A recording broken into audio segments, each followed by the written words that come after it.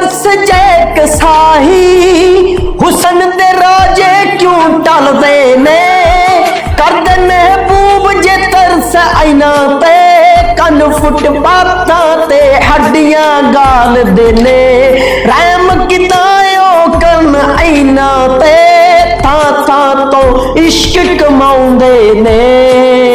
था तो इश्क कमाउंदे ने तैर के ओही पारे होंदे जेड़े हत्थी आप मारदे ने सिद्धोवा खाली ओ वार नहीं होंदे जेड़े नैना तो नैना नू मारदे ने